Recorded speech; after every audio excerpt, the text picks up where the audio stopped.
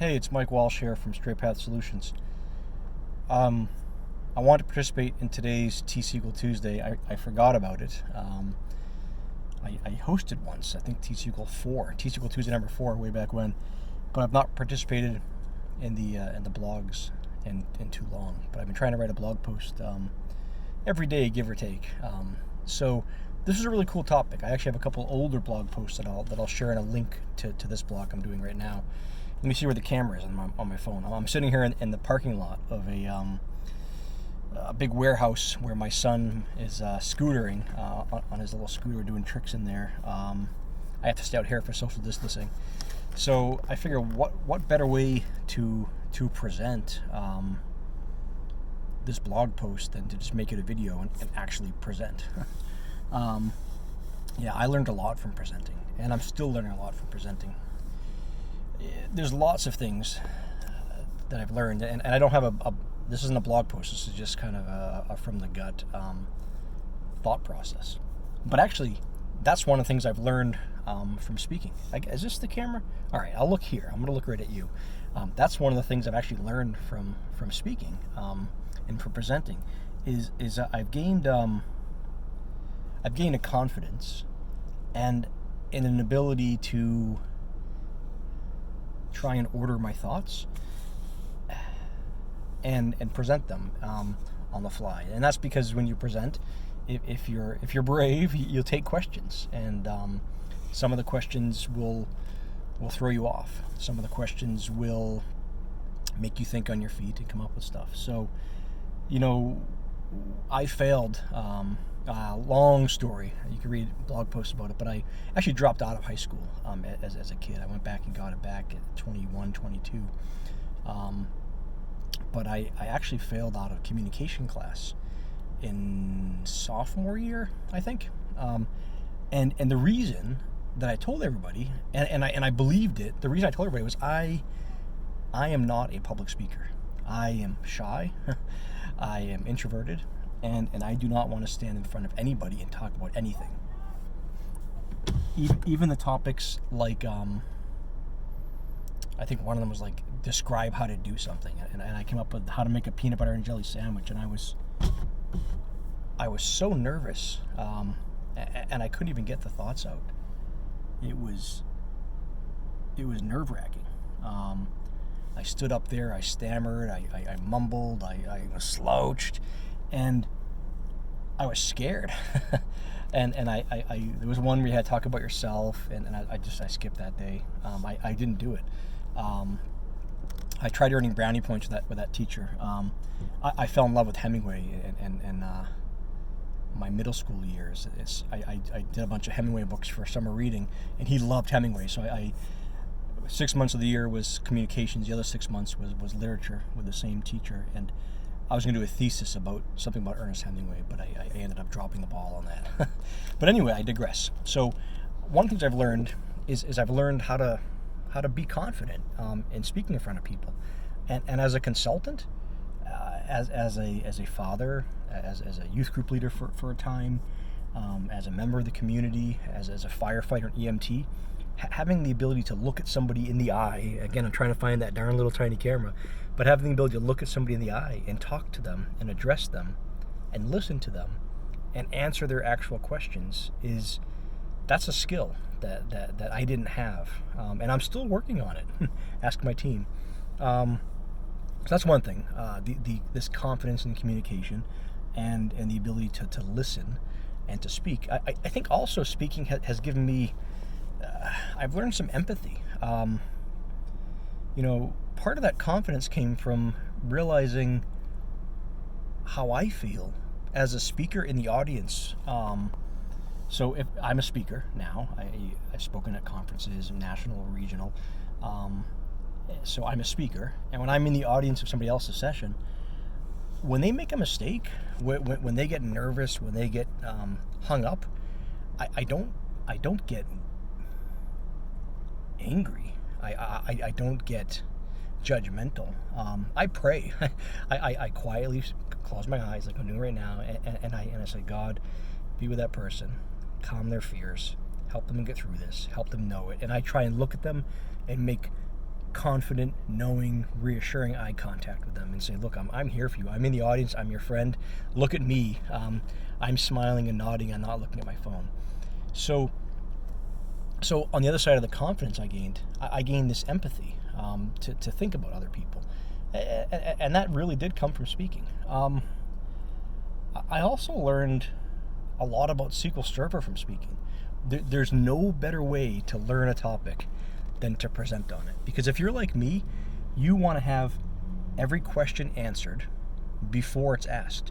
You want to have every question answered before it's even thought of being asked. So you end up doing this research about the topic you're speaking on and learning way more about it than you need to know. So you can become an expert on insert topic here because you let me turn my radio off. My fire department radio, sorry. You want to be able to answer the questions and answer them accurately and properly, and you want to be able to.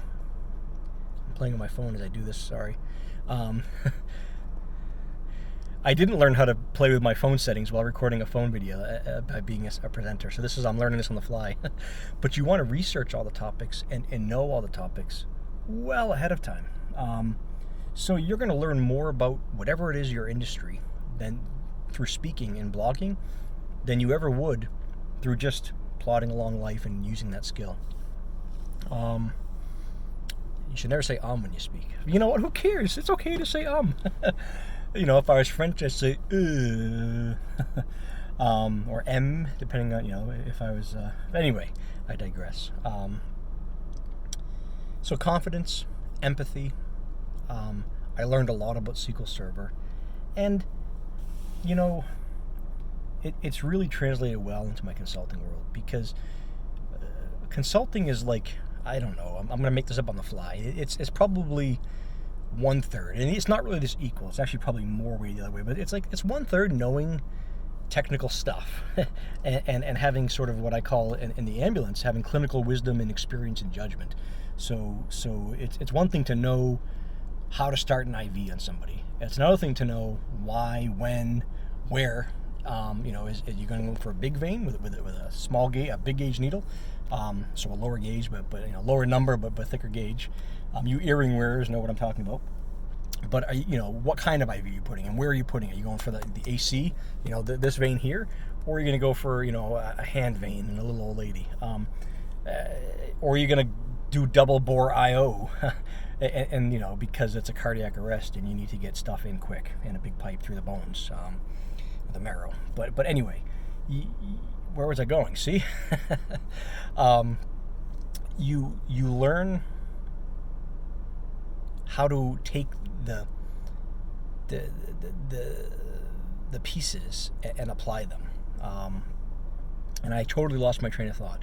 So that's one more thing you learn from speaking is how to prepare and present. And now that I'm speaking of that, I remember where I was. It's maybe a better consultant because consulting is like 1/3 knowing where the stuff goes. That's the whole IV thing. That's why I was off on that tangent. It's 1/3 knowing where to look for the information if you don't know it, and knowing how to quickly assess which information is good or bad. And that's really where wisdom and clinical judgment comes from. And then the other third is this. It's speaking to people. It's listening. I have tiny ears, so I have to really do this. It's listening for the problem statement hidden in this long story. And that, by the way, is a great skill in the ambulance too. It's trying to find the chief complaint in the problem statement and then restating it in a way that makes sense, and then helping them communicate through the problem. Half of what I do is technical consulting. Half of what I do I call is sort of, I'm a business therapist. And a lot of times I'm just bringing this team to that team and saying, guys, use me as your forcing function to get stuff done. And that ability to stand up in front of people who are many years my senior in terms of skill, salary, rank, age. That's, as I get balder and older, that's harder to do. Now it's just not as many minis, but people who've been around longer than me, I'm coming up there and I'm trying to, lead's a strong word, but I'm trying to lead in that situation. And that skill I've fully developed while speaking, because I'll go to sessions and there are people looking at you with this look like this. and I don't even know if that looked good because I can't look at the camera and myself, but they're looking at you with this.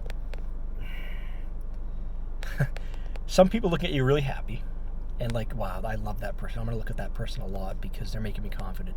Some people are looking at you and taking notes, and it's like, wow, I am clicking all the light bulbs. They are getting this, and you want to look at those people, and you want to look at everybody actually. So I learned eye contact too, but some people don't look at you at all. They're typing and writing.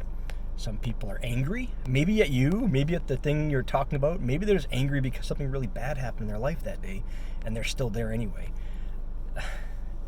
Sadly, some people have that weird thing where their eyes turn to chameleons, and you can see their eye. You can see them falling asleep. Anybody who's a presenter has seen that before. So I learned how to change my voice and speak loud, but intonation. But dealing with all these different people who react to you in different ways prepares you to go and talk to your coworkers, to give bad news at work, to tell a client their baby is not only ugly, but it's terribly ugly. It's the worst baby I've ever seen in the whole wide world ugly. You can do that after you've been speaking in front of people and watch the reactions and gaining that confidence. So these are just some of the things I've learned speaking, and I encourage you to do it. And if you're thinking, man, I wish I could be a speaker, well, send me an email. Send me a comment here. Send me an email. Find me on Twitter. My DMs are open. Unfortunately, the spammers figure that out too, but I'm keeping them open anyway. I may miss it in message requests sometimes, but reach out to me and ask me for some advice. Send me an abstract so I can review it. And by the way, preparing, I learned how to prepare abstracts. I learned how to time myself. I'm a fast-speaking, poor articulator, and I still am, but I'm not as bad as I used to be. I've learned to speak a little slower, although maybe I'm not in this 12-minute video. And I love speaking now. I went from hating public speaking, and I mean hating it.